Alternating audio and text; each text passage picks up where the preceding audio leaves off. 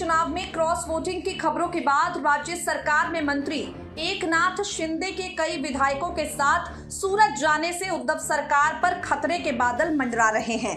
In sub K beach Sanjay Raut ने एक बड़ा इंटरव्यू दे दिया है। इस इंटरव्यू में संजय राउत ने भाजपा के साथ शिवसेना के सरकार बनाने पर बयान दिया है। इस इंटरव्यू में संजय राउत ने भारतीय जनता पार्टी के ऑपरेशन लोटस पर बयान दिया है। इस इंटरव्यू में संजय राउत ने क्या उद्धव सरकार गिरने के लिए तैयार है, इसे लेकर बड़े बड़े दावे किए हैं। क्या कुछ कहना है संजय राउत का, सुनिए जरा। बाकी अशा प्रकारे भूकंपाची योजना किंवा भाषा कोणी करत असेल तर त्यांना सगळ्यात आधी शिवसेनेबरोबर लढावं, आमच्या बरोबर लढा आणि मगच त्यांना महाराष्ट्र दुबळा करतात। जोपर्यंत आम्ही आहोत तोपर्यंत त्यांना महाराष्ट्र अस्थिर करता येणार। बोला सर, एकनाथ शिंदे का नाराज आहेत? नाराज आहेत का? मला असं वाटत नाही एकनाथ शिंदे हे कालपर्यंत आमच्या बरोबर होते, वेस्टिन हॉटेलमध्ये होते। शिवसेनेचे उमेदवार विजयी व्हावे दोन्ही, यासाठी ते सातत्यानं प्रयत्न करत होते आणि बाहेरच्या मतदारांशी संपर्क करत होते। एकनाथ शिंदे हे एक आमचे जीवाभावाचे सहकारी आहेत, कडवट निष्ठावंत शिवसैनिक आहेत, तेवढंच मी सांगू शकतो। त्याच्यामुळे त्यांच्या बाबतीमध्ये आज ते त्या बोललं जातं। जोपर्यंत त्यांचं आमचं बोलणं होत नाही तोपर्यंत मी त्यांच्याविषयी कोणतेही विधान आणि भूमिका करणार।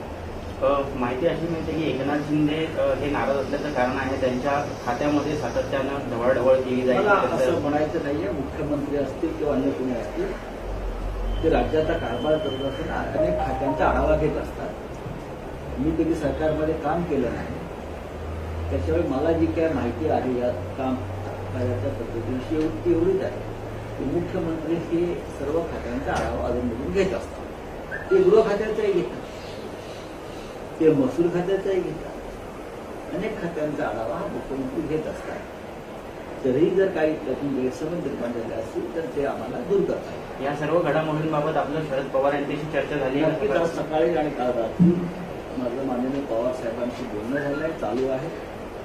माननीय पवार साहेब आता दिल्लीत निघालेले आहेत, पोचले असतील, कारण विरोधी पक्षांची बैठक त्यांनी बोलवली आहे, त्याच्यासाठी मीही जाणार होतो राष्ट्रपती पदाच्या संदर्भात।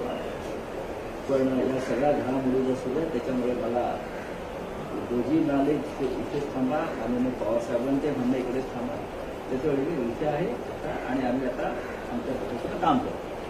उद्धव ठाकरे यांच्याशी चर्चा झाली, त्यांनी काय आदेश दिलेले आहेत, काय पुढचं पक्षप्रमुखांशी आणि आम्ही सगळे सहकारी एकमेकांशी या संदर्भात बोलतो।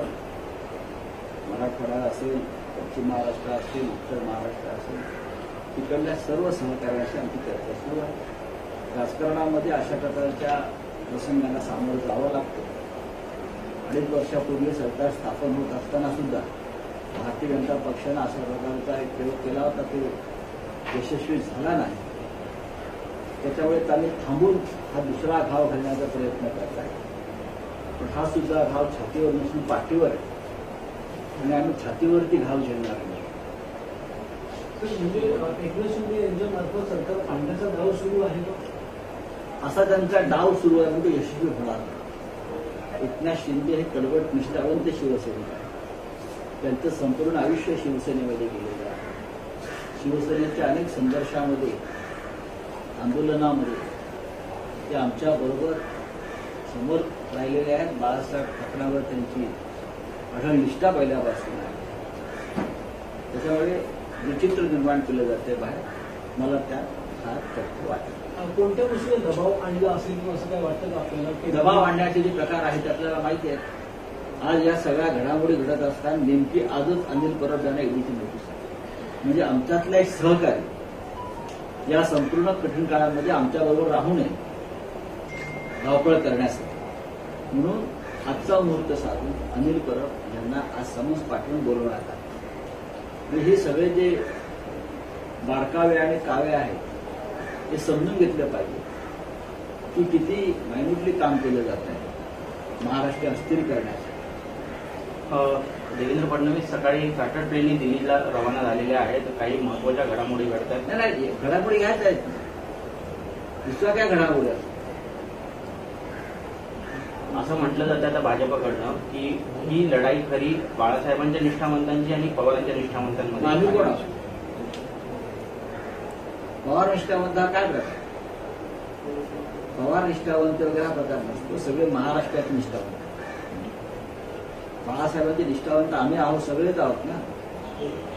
ते आम्हाला तुम्ही शिकवू नका बाळासाहेबांची निष्ठा काय. आणि तुम्हाला बाळासाहेब ठाकरेंचं नाव घ्यायचा अधिकार नाही, हक्क नाही. बाळासाहेब ठाकरे जरी आज असते तरी त्यांनी या सरकारला आशीर्वाद दिला. पण ही गोष्ट खरी आहे की कुठेतरी आमदार जे होते नाराज होते, त्यामुळे इतक्या मोठ्या प्रमाणात कालच्या निवडणुकीत मतं फुटली. बघा, मोठ्या प्रमाणात कुठली या शब्द बरोबर आहे. काही मतांचे हिशोब लागत नाही. 2 किंवा 3 मतं ही इकडे तिकडे झाली आहे. ती कुठे गेली आहे, काय झाले ते पाहणं आहे. आता त्या संदर्भात काही बोलणं योग्य आहे. सर, एकनाथ शिंदे यांच्याविषयी आपला किती लोकांचा संपर्क झालेला आहे आणि किती लोक एकनाथ शिंदे यांच्याशी संपर्क आहे. काय म्हणतात? पाहू ना काय ते. आमदारांचा संपर्क सुरूच आहे.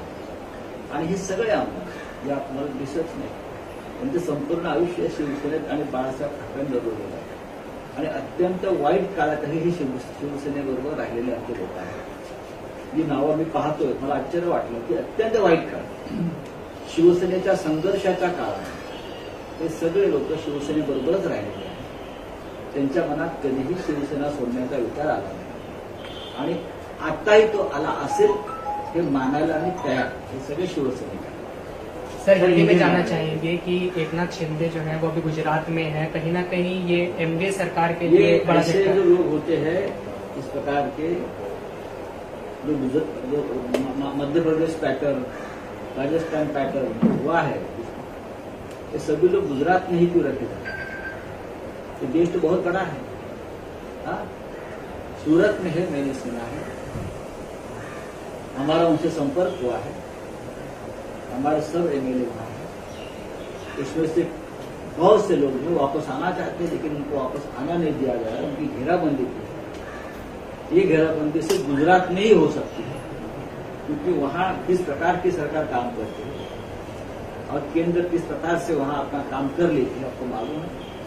लेकिन जब भी मौका मिलेगा हमारे सभी एमएलए यहाँ वापस आ जाएंगे, क्योंकि वो निष्ठावान शिवसेना.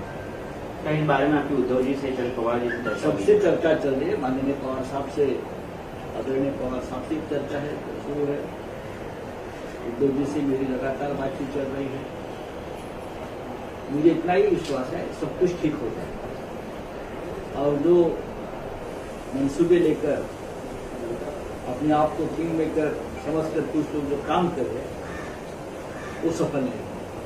इससे पहले भी देखा था 80 घंटे की सरकार बनाने की कोशिश बीजेपी ने की थी. सभी एमएलए वापस आ गए थे. क्या उसी तरह की उसी कोशिश तरह से वापस हमारे शिवसेना कर रही है?